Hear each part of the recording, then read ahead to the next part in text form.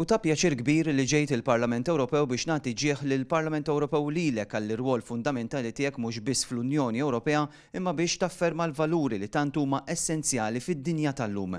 Hekk stqarr is-Segretarju Ġenerali tan-Nazzjonijiet Uniti Antonio Guterres waqt laqgħa li kellu l-ħamis filgħodu fi Brussell mal-President tal-Parlament Ewropew Roberta Metsola kif fissret il-President innifisha f'kummenti li tat lil Net News. Mas-Segretarju Ġenerali tal-Ġnus Magħquda Antonio Guterres aħna tkellimna naturalment dwar is-sitwazzjoni fl-Ukrajina u s-sitwazzjoni fil-Lvant Nofsani.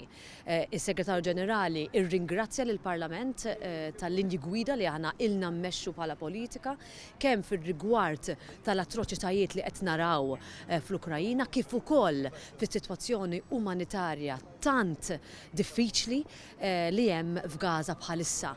U fil-fatt meta naraw il-pożizzjoni tal-Parlament Ewropew li ilha xhur issa tistaqsi biex ikun hemm ceasefire li jiġu rilaxxati l-ostaġġi li jkun hemm iżjed għajnuna umanitarja dak huma fil-fatt it-tliet affarijiet li Segretarju Ġenerali saħaq miegħi biex il-Parlament Ewropew ikompli jaħdem fuqu. Waqt iżjara li għamel fil-Parlament Ewropew is-Segretarju Ġenerali tan-Nazzjonijiet Uniti faħħar l-istituzzjoni mmexxija mill-MEP Maltija għar-rispett li dejjem ħaddan il-Parlament għal-liġi internazzjonali speċjalment il-liġi umanitarja għad-demokrazija u għad-drittijiet tal-bniedem. L-aktar li il-Parlament Ewropew huwa l-ewwel istituzzjoni internazzjonali li sejjaħ għal waqf mill-ġdid f'Gaza.